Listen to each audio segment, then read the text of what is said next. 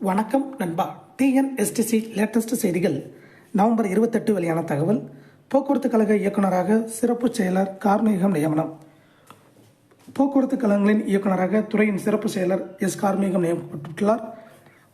சென்னை மாநகர போக்குவரத்து கழக மேலாண் இயக்குநராக சுரன் சிங் ஐஏஎஸ் கடந்த 2001ஆம் ஆண்டு நியமிக்கப்பட்டார்.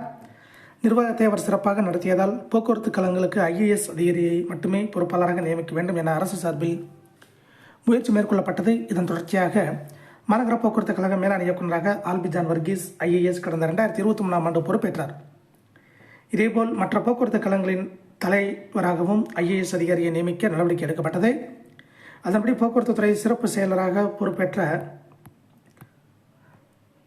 ஆர் லில்லி சேலம், மதுரை, திருநெல்வேலி போக்குவரத்து கழகங்களின் தலைவர் மற்றும் இயக்குநராகவும், சென்னை மாநகர போக்குவரத்து கழகம், விரைவு போக்குவரத்து கழகம், விழுப்புரம், கோவை, கும்பகோணம் போக்குவரத்து கழகங்கள், பல்லவன் போக்குவரத்து அறிவுரை பணிக்குழு ஆகியவற்றின் இயக்குநராகவும் நியமிக்கப்பட்டார்.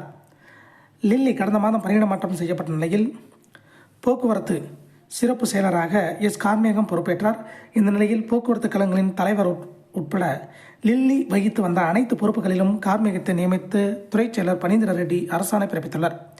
இதை போன்ற போக்குவரத்து துறை அப்டேட்டுகளை தெரிந்து கொள்ள நம்ம சேனலை சப்ஸ்கிரைப் பண்ணுங்கள், ஷேர் பண்ணுங்கள், லைக் பண்ணுங்கள். நன்றி, வணக்கம்.